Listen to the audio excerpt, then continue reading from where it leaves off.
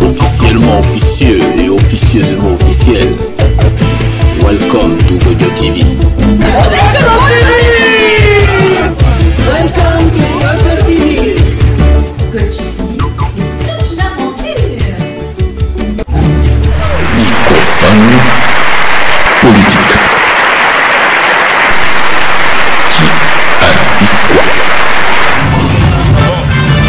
Jean-Claude François du Lot-et-Garonne. J'ai adhéré au Parti communiste en 1953 et j'ai connu ma première fête de l'humain en 1956 à Vincennes. Voilà, fête de l'humain qui a été créée par Marcel Cachin, qui était le directeur de l'humanité de l'époque, après Jean Jaurès. Voilà. Et je suis toujours communiste, mais je suis pour un communisme français comme l'est la Sécu. La Sécu, c'est du communisme français. C'est pas Staline là, c'est la Sécu. Il n'y a pas besoin de Staline pour ça. Le Parti communiste français, il a sa propre démarche qui a été vraiment très forte pendant la résistance et après la guerre, où il y a eu des ministres communistes, dont Ambroise Croizat, qui a été mandaté pour mettre en œuvre la Sécu instaurée par le Conseil national de la résistance, que l'autre essaye de récupérer là en ce moment. Voilà. Voilà. Et donc. Selon vous, jusque-là, qu'est-ce qui a changé? Depuis 1953, qu'est-ce qui a changé?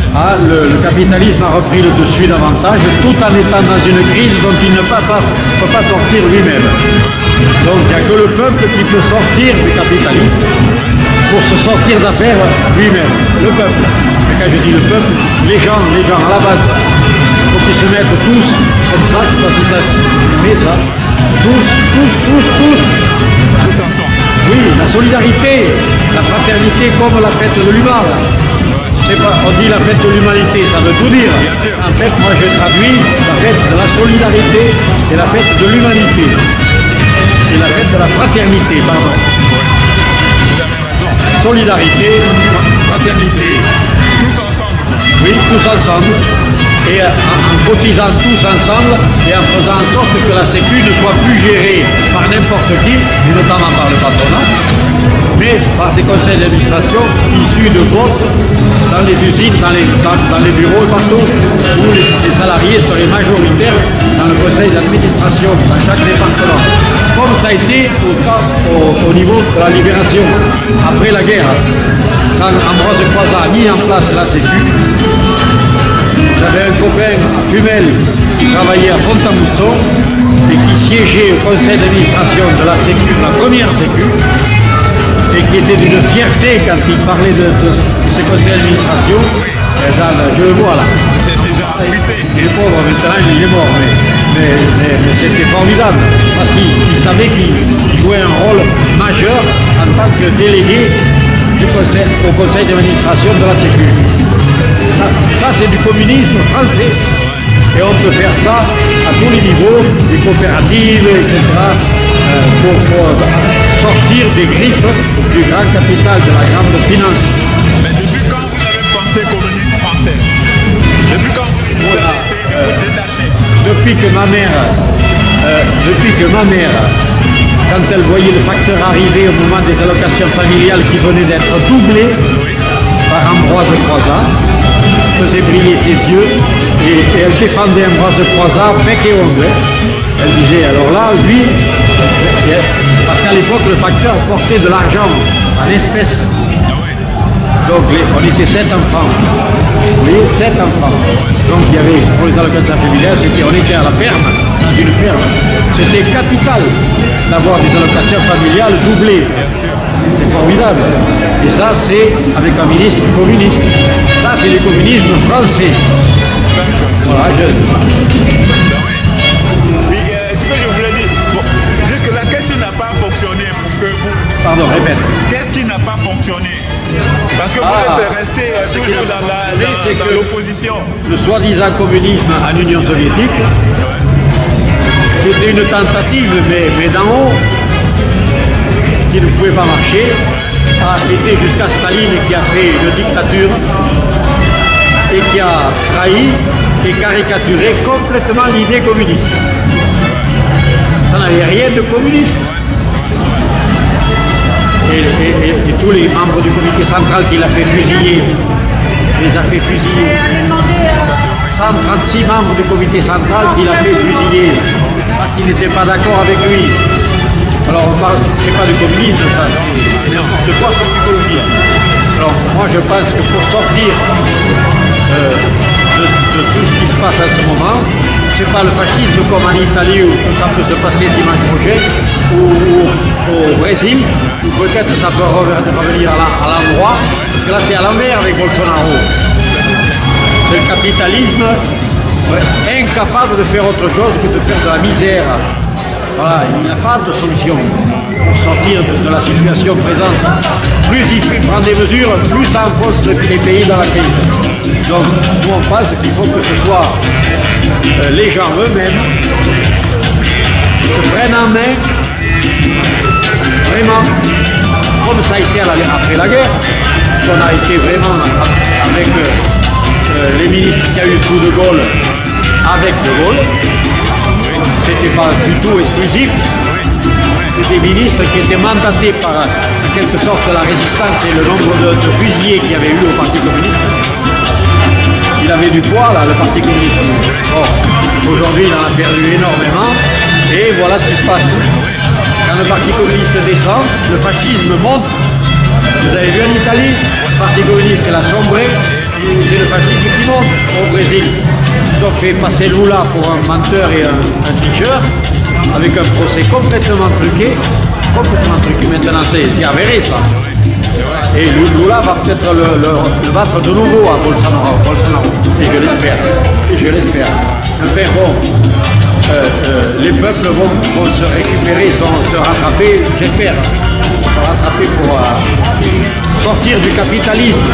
C'est le capitalisme qui est à la base de tout. C'est pas un tel ou un tel encore il aide. Il aide le capitalisme. Macron, il aide le capitalisme avec la droite. Et l'extrême droite. Alors là, c'est clair et net. En tout cas, je vous laisse le dernier mot. Dites-moi quelque chose. Je vous laisse le dernier mot. C'est qu'il ne faut jamais perdre espoir. Même quand les choses vont mal, très mal, on peut relever la tête, mais avec l'unité populaire. L'unité populaire, sans quoi il n'y a pas de solution. C'est que le peuple qui peut sortir la tête de l'eau et par conscience politique renouvelée. Là, il en a besoin de renouveler. Bon, la fête de l'humain va servir à ça, notamment. Voilà. Merci beaucoup. Avec plaisir. ようこそゴーギョー TV へ。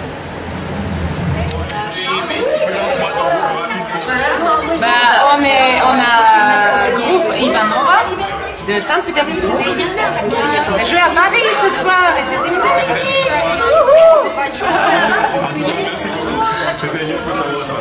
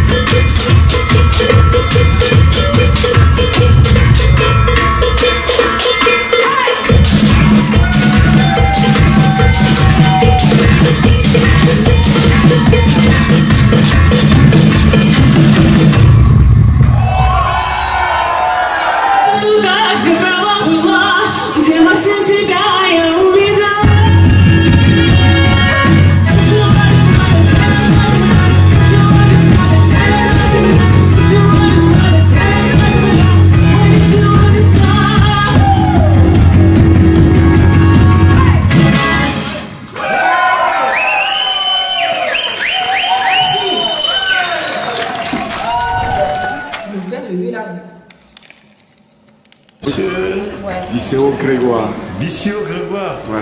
Mais vous résidez en Afrique ou ici? Non, non, ici. J'habite à Rennes. À Rennes. Ouais. Ah d'accord. Mais si on veut vous voir, il faut aller à Rennes. Oui, si vous voulez nous voir, il faut prendre la carte. D'accord. Et vous faites souvent des représentations comme ça? Oui, oui, des grands festivals. J'en ai au moins d'autres, on a des comptes. Tout. Vous faites des comptes aussi? Oui, oui, oui. Oui. C'est toi qui fabrique. C'est moi-même qui les fabrique, tout ça là, c'est moi-même qui les fabrique.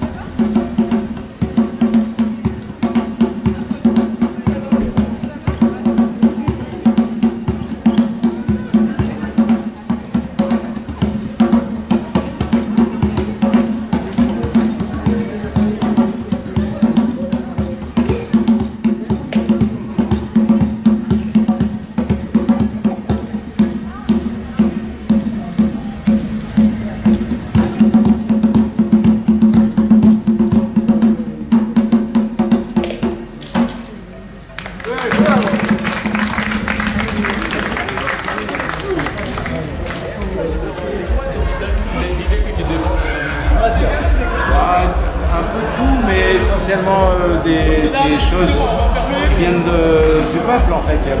Les gens en général ils se retrouvent un peu dans les chansons parce que c'est des histoires qui arrivent à tout le monde et c'est aussi des opinions qui traversent les sociétés mais qui ne sont pas forcément mises en avant.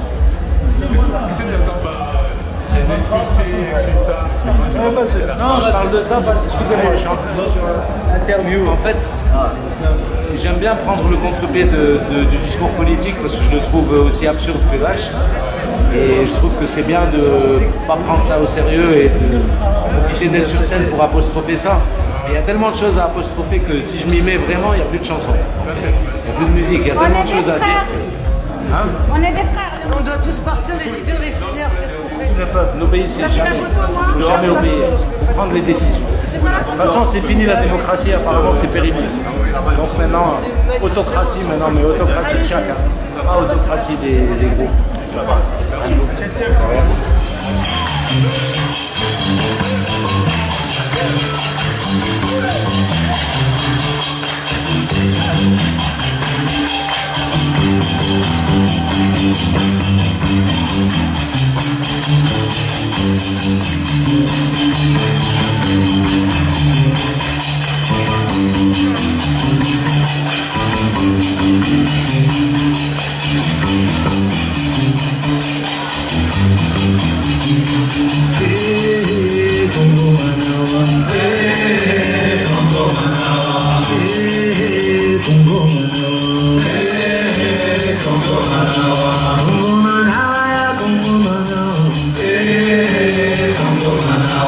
Congo Manawa,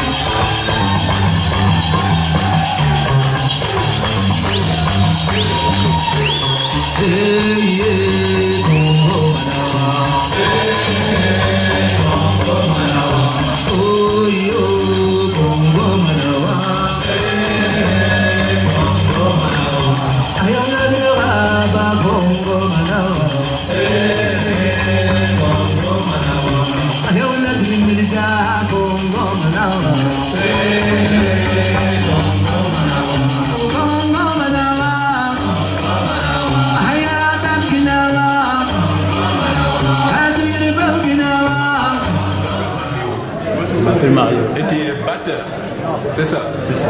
Alors, professionnellement, à partir de mes 17 ans, j'ai commencé à me décider à faire que ça. Comment à cet âge-là, qu'on arrive à jouer derrière une boutique, c'est quand même énorme. Bah, je pense que ce qui s'est passé, c'est que quand j'ai découvert l'afrobeat, j'ai décidé de me consacrer que à ça, parce que j'ai vraiment aimé ça. Et j'ai remarqué qu'il n'y avait pas beaucoup de batteurs qui faisaient de l'afrobeat. Donc je me suis dit, bah, s'il n'y a pas beaucoup de batteurs qui font ça, si moi je le fais bien, dès que quelqu'un aura besoin d'un batteur qui fait de l'afrobeat, il sera obligé de m'appeler. Et du coup ça n'a pas loupé. Son ancien batteur a quitté le groupe. Et de façon un peu précipitée. Donc du coup il chercha absolument un batteur pour finir sa tournée. Donc il m'a appelé. J'ai fait un premier concert, c'était pas mal. Deuxième, c'était mieux. Troisième, c'était mieux. Et puis, il a dit qu'il regardait. On est déjà dans ce cercle que moi je connais fermé. Parce que j'ai côtoyé un peu Tony Allen, enfin tous les gens. Arrivé là, moi quand Pascal m'a dit mon fils est jour de rien, je croyais pas trop.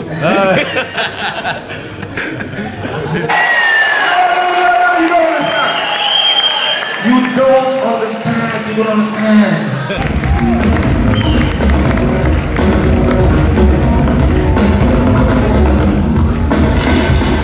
Run, run, run, run, run. Run, run, run, run, run. Sale, sale, sale, sale. Yoshi, Emma, Saka, and so you will get to bad things. Run, run, run, run, run. And yeah, this be Emma, Saka.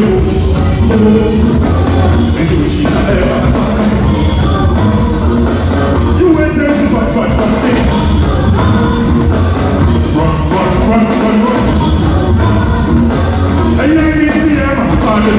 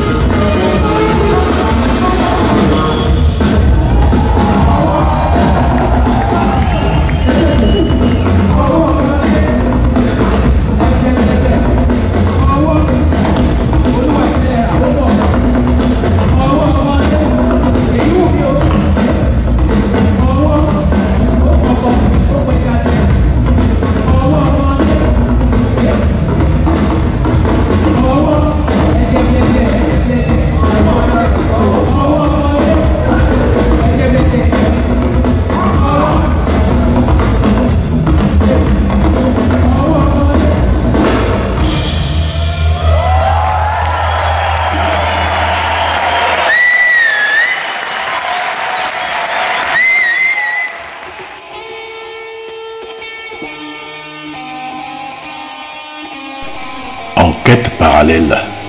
Aujourd'hui, je suis avec la propriétaire du château des Moulins Rouges, Grand Vin de Bordeaux. On découvre.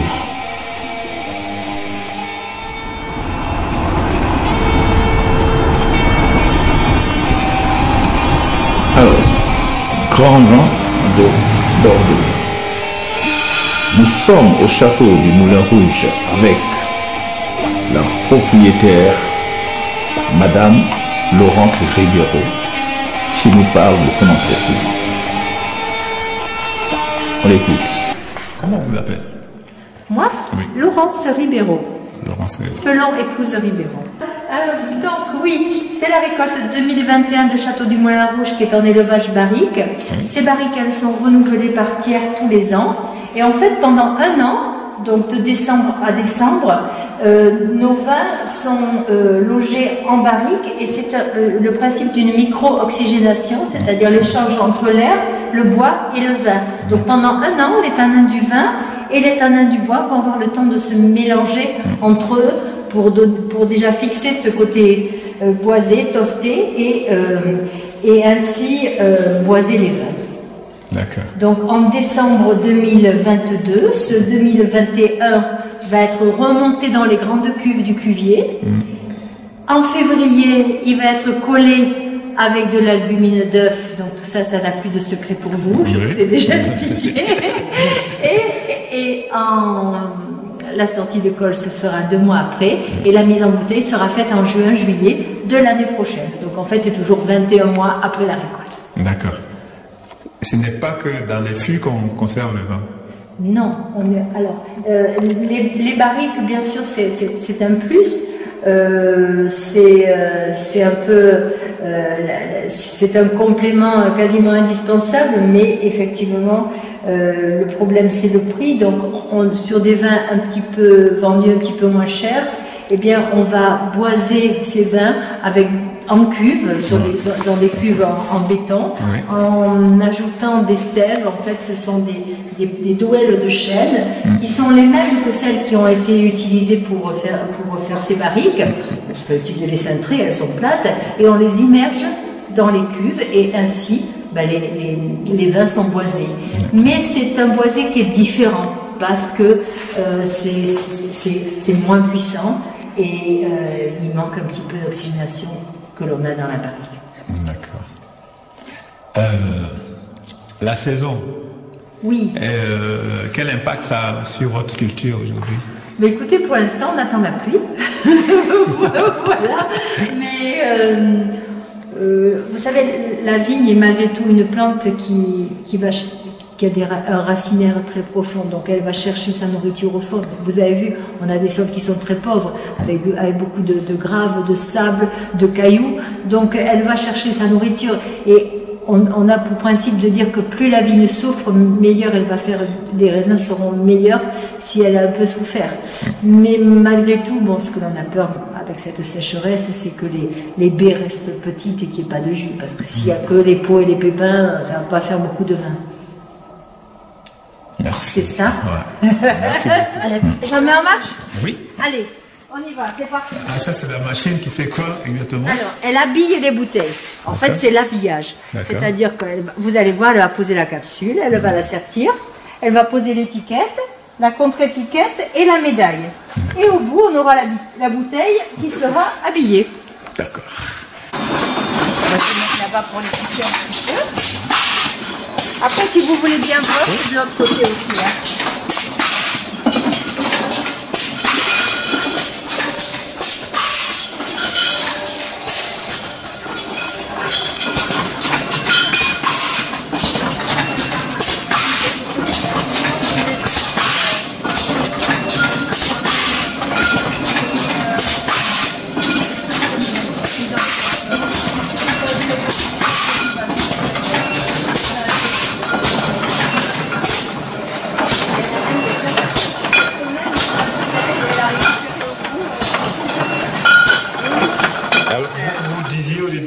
C'est familial en fait. Oui, c'est une exploitation familiale. Là, je suis avec ma fille, mais mon fils travaille aussi en vacances avec mon mari.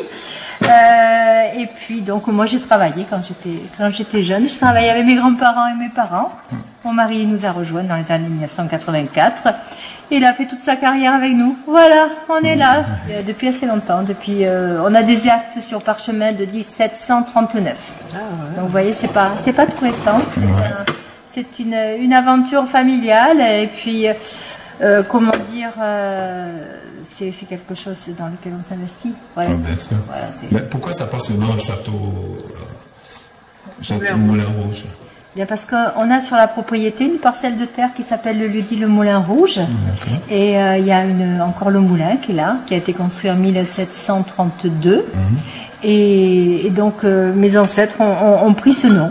D'accord. Et c'est quoi votre nom d'origine, le nom de la famille qui exploite? Vu que depuis quelques années, enfin depuis quelques générations, ça se transmet de mère en fille. Donc vous verrez là sur les posters, donc Veillery c'était le nom de mon grand-père, Pelon le nom de ma mère, donc qui a épousé donc Pelon, et moi je m'appelle Ribeiro parce qu'on a changé de nom à chaque génération. Et ma fille s'appelle Madame Secret. D'accord. Voilà, de quoi garder tout le secret. Alors elle s'appelle Madame Secret et elle a fait son vin, elle a acheté une petite propriété en 2014 qu'elle a rebaptisée parce que vous savez il y a quand même le contrôle des marques et cette petite propriété s'appelait le château Cante-Rioux. Dans le local, le patois local, ça veut dire le petit ruisseau qui chante. Et bon, c'était difficile, hein, vous savez, ça fait un peu trop régional. Donc, comme elle s'appelle Madame Secret, elle a transformé ce nom en Château Beau Secret.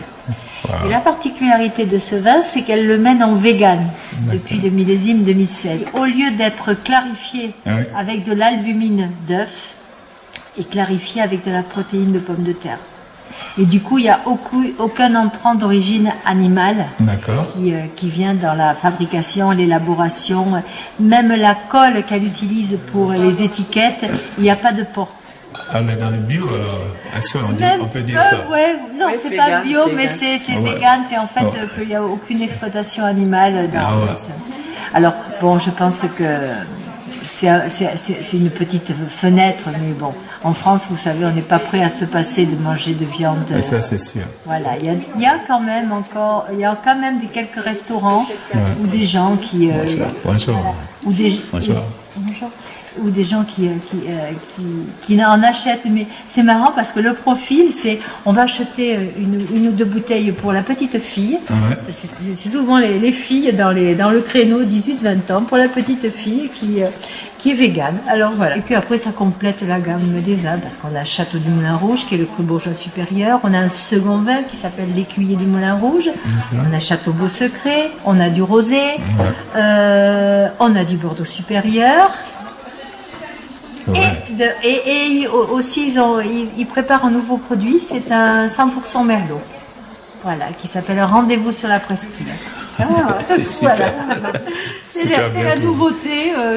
Bon, ils ont fait une mise en bouteille, ils attendent un peu que le vin se repose un petit peu, et puis voilà, c'est parti. C'est un métier qui est quand même un métier où on est vraiment tributaire de la météo, du temps, de la grêle, du gel, mais c'est aussi un métier où on s'investit beaucoup, parce qu'en fait, on vit toutes les saisons, on vit toutes les avaries, on vit toutes les catastrophes, on angoisse toujours, et tant que les raisins ne sont pas dans la cuve, eh ben, on est toujours inquiet.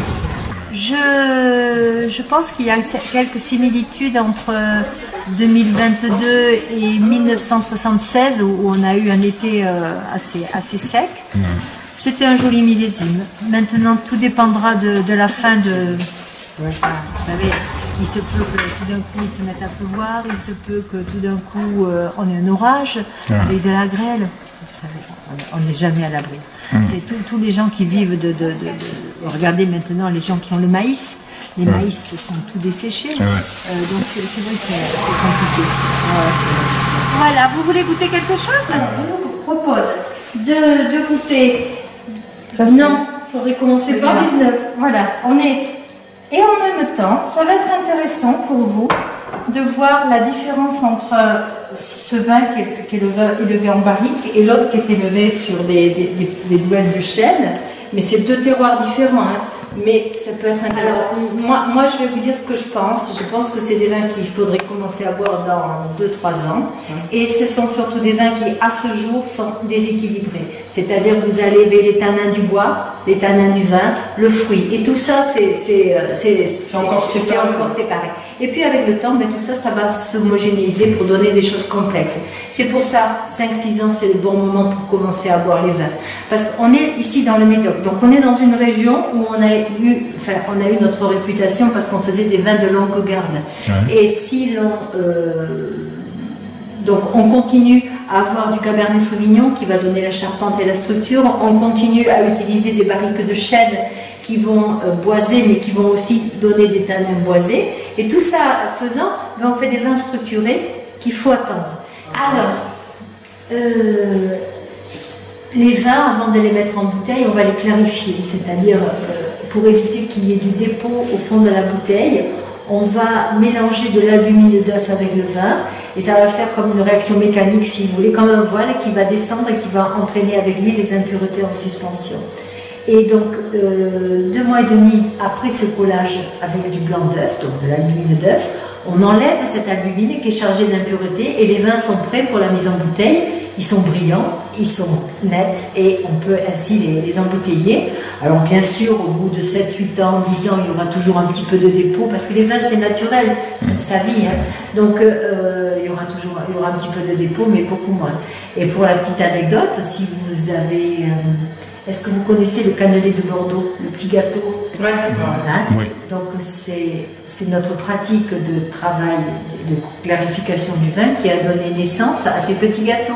Parce qu'en fait, les religieuses se sont rendues compte que dans les propriétés au XVIIIe siècle, il y avait du gaspillage. Ouais. On jetait les jaunes d'œufs. Ils ont dit, mais qu'est-ce que c'est cette affaire là? On jette la nourriture avec tant de gens qui sont pauvres, qui n'ont rien à manger.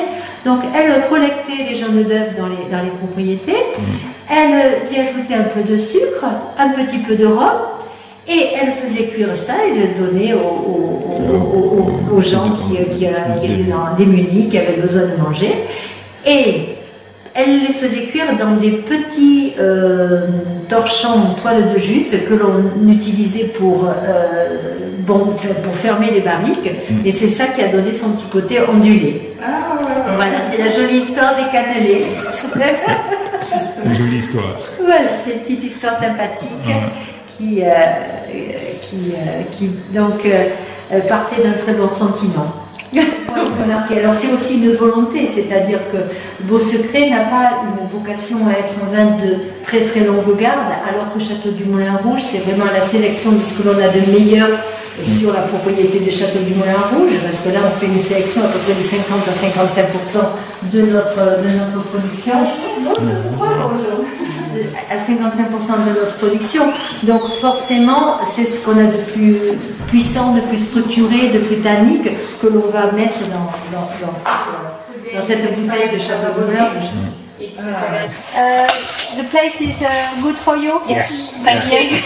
Not too many sunshine? No, it's fine. It's fine. Okay. If you want. Vous aimez les vins un petit peu? Qu'est-ce que vous voudriez acheter? Un vin à boire ou un vin à regarder dedans? D'accord. Tu peux prendre le fond, Le goût est excellent. Voilà. Alors il y a du merlot, du raisin merlot, des petits fruits de merlot de 2021 qu'on a congelé. Et puis il y a un petit peu de vin. D'accord. Et ça fait ce. Alors ça peut être aussi utilisé pour déglacer un rôti. Vous savez, quand vous faites un rôti, vous pouvez faire une sauce marchande de vin. Voilà, un truc comme ça. Voilà, je vous débarrasse de la petite cuillère. Merci. On ne sait pas, dans notre métier, on ne sait pas trop. L'avenir, c'est compliqué. On dépend de. Oui, on dépend de la météo, mais c'est vrai qu'on arrive à un moment où on ne sait pas si...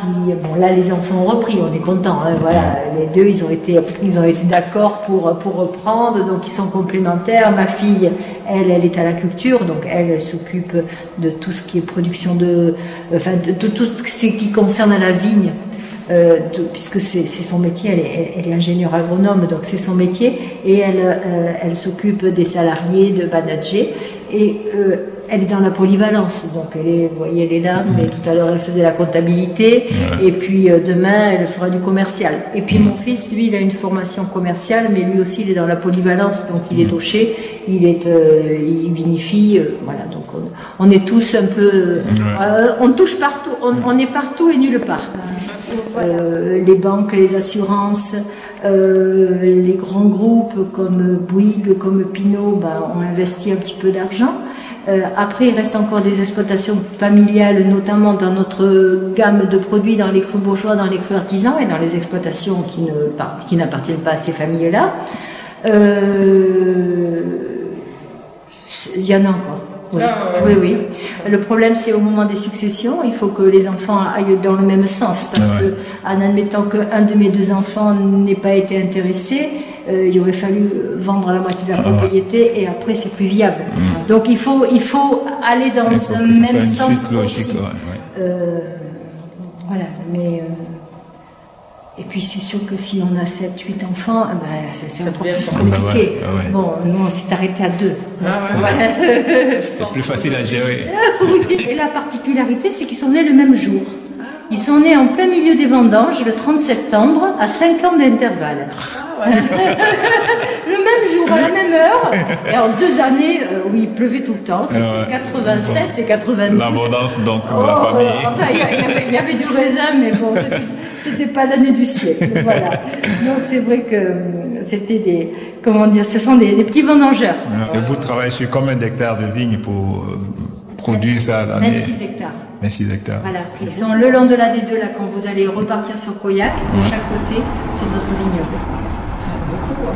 Ah, ça fait du travail. Oui, voilà. Ah, puis on a quand même des salariés qui travaillent avec nous depuis de nombreuses années. Et qui, voilà, oui, on est bien entourés. C'est un travail qui est dur, qui est physique. Les raisins sont bas. Les paniers sont lourds, les hôtes sont lourdes, et il faut être là tous les jours, donc il faut du sérieux.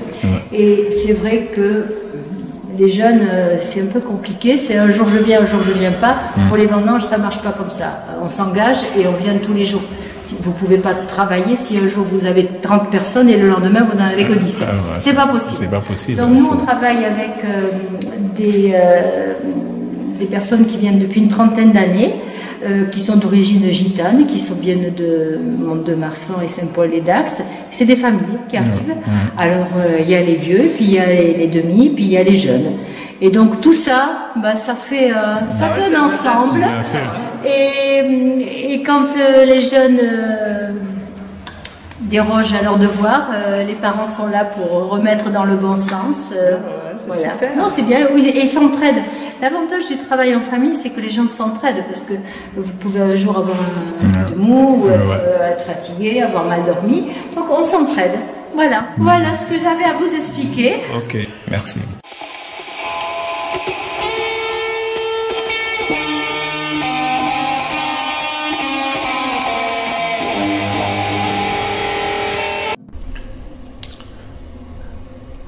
La faille. Bonjour. Toujours les mêmes mots. Agressif, insolent, méprisant. Que faire? Ou que dire? Bienvenue à Transmission, le journal officiel des www.web. La Cour.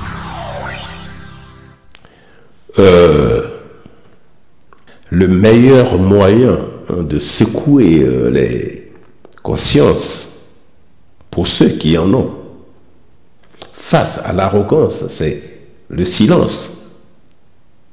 Lequel silence est aussi de l'arrogance, mais maîtrisé. Le silence qui fait la différence. Merci. À bientôt pour une autre idée. Au revoir.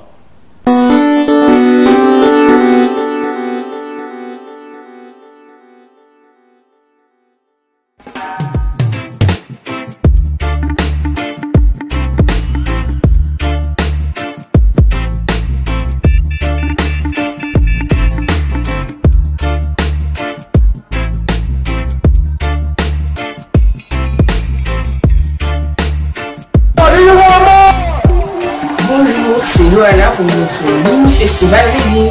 Reggae music, national, pour les noirs, pour les blancs, les petits et les grands, les gentils, les méchants, tout le monde dans la danse, sinon. Bonjour Cathy, alors tu es dans le mouvement Rasta, reggae. Est-ce que c'est reggae ou bien c'est Rasta d'abord? Alors, tu es reggae ou bien tu es Rasta? Alors, tout d'abord,